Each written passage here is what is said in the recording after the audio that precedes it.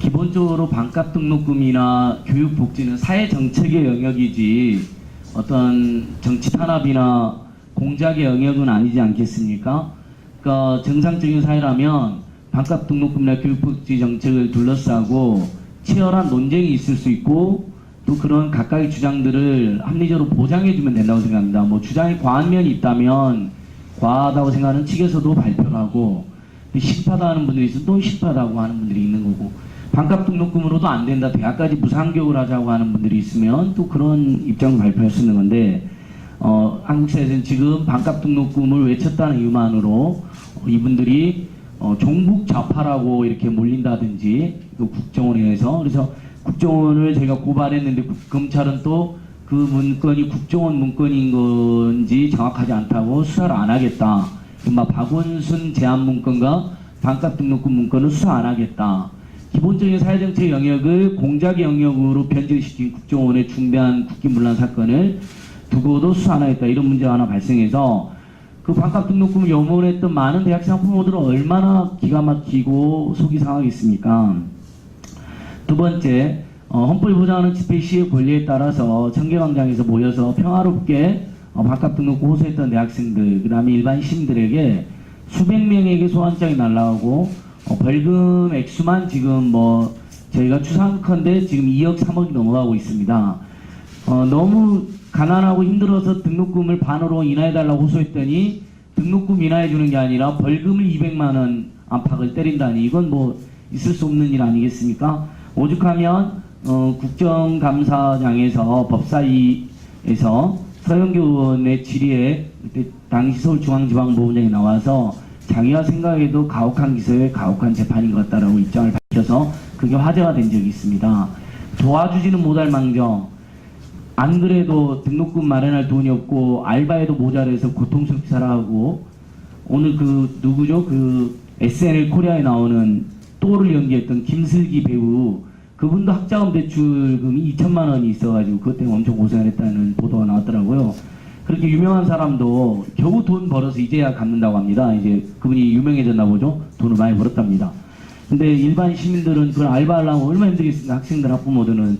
그래서 그건 지금 최저임금 체계에서는 한 달 열심히 8시간 일을 해도 100만 원이 안 되기 때문에 그거로는 등록금과 생활비를 마련할 수 없고 그러다 보니까 당연히 저소득층 학생들이 성적상에 불리고 있는 경우가 많은데 엄격한 상대평가자에서 황당하게도 국가장학금 비미만, 평점 비미만 학생들은 단 한 푼의 지원도 해주지 않고 있습니다. 그러니까 반값 등록금을 외치면 오히려 벌금으로 탄압하고 그래서 알바를 할 수밖에 없어서 죽도록 알바를 하다 보면 상대평가자에서 상대적으로 평점 비미만을 받을 가능성이 높은데 그렇다고 저소득층을 위한다는 국가장학금에서 오히려 배제하는 지금 보셨다시피 2중, 3중, 4중의 고통이 지금 대학생들이 엄습하고 졸업할 때는 1,000만 원, 2,000만 원의 빚을 대부분 지고 졸업을 하는 그리고도 취업이 안 돼서 정말 절망적인 생활을 해야 되는 그런 일들이 계속되고 있다. 거기에다가 최근에 이 학생들 등록금으로 사학연금, 개인 부담금까지 대납해줬다는 사실이 충격적인 사실이 밝혀졌습니다.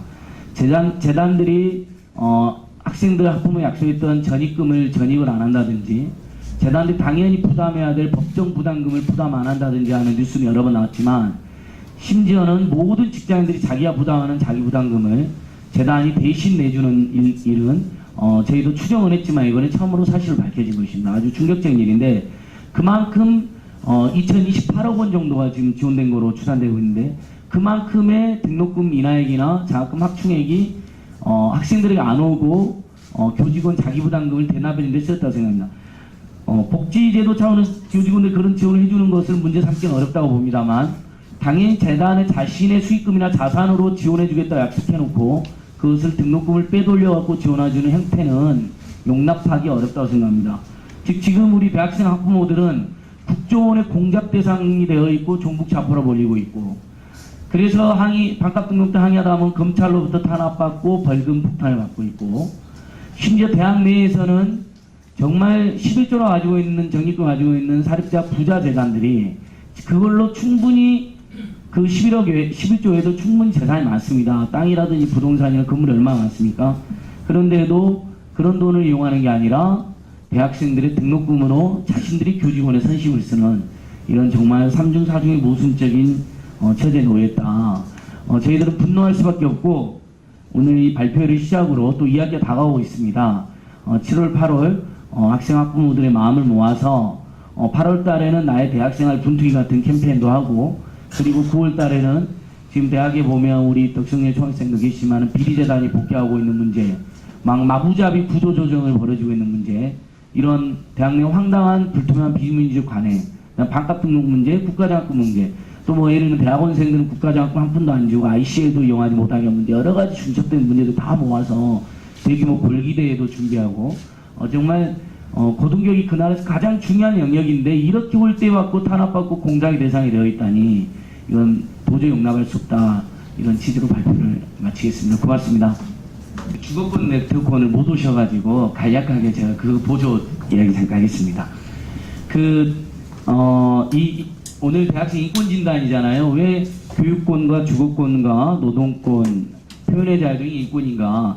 지금 현재 우리 UN 인권규약 비규약에도 교육권이 인권규약 비규약에도 가장 중요한 권리로 명시되어 있습니다. 인권규약 비규약 13조에는 고등교육까지 무상으로 개방해야 된다고 명시되어 있고, 우리도 거기에 가입 국가입니다. 비준까지 했는데 점차적으로 한 단서가 있지만 저희는 아직 점차적으로 하지 않고 있기 때문에 그런 점에서 인권을 침해하고 있는 것이고, 서울 지역, 수도권 지역의 기숙사가 수용률이 5% 안팎밖에 되지 않습니다. 그럼 지역에서 올라온 학생들, 장거리에서 다닐 수밖에 없는 수도권 학생들 대부분, 그러니까 지금 현재 대학생, 수도권 지역의 대학생 대부분이 기숙사에서 배제돼서 정말 그 높은 주거비 때문에 시달리는데, 당연히 높은 주거비를 피하다 보니까 쪽방이라든지 반지하, 온룸, 고시원, 온룸 뭐 이런 여러 형태의 정말 최소한의 주거 기준을 지키지 못하는 주거 공간으로 몰려나고 있고, 그 와중에도 월세를 20만 원은 내야 돼. 20만 원 안팎은 최소한 내게 돼. 쪽방도 22만 원을 냅니다. 그러니까 한 달 22만 원, 한 달에 4, 50만 원 알바 한다 해도 그 절반이 나가버린 거기 때문에 엄청난 부담이 되고 있다. 그래서 오늘 좀 이따 이제 그 다음에 그것 때문에 대학생들이 알바하는데 최저임금도 못 받거나 뭐 부당한 처우를 하는 이런 부분도 큰 인권 침해가 되고 있지 않습니까? 그러니까 좀 이따 이제 알바나 실업 문제는 우리 이태호 학생이 잘해주시겠지만, 전체적으로 이렇게 교육권, 주거권, 우리 이원영 국장이 말씀하셨던 당연한 표현의 자유마저도 공작과 탄압의 대상이 되고 있어서 생활 자체가 인권 침해로 그냥 점철되어 있다. 대학생들의 인생이 그렇게 보고 있고, 이 문제를 정말 강력하게 저희가 7, 8월 준비해서 2학기 앞두고 대중 투쟁을 하겠다.